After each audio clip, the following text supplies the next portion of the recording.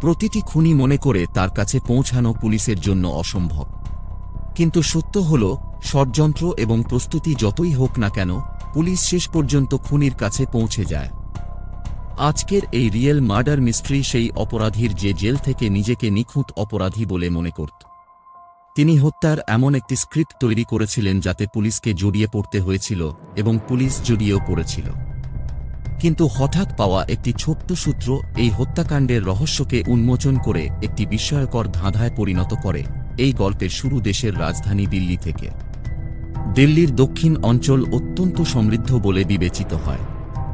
তখন শীতকাল চলছিল, তবে তেমন ঠান্ডা ছিল না যেমন দিল্লিতে হয়।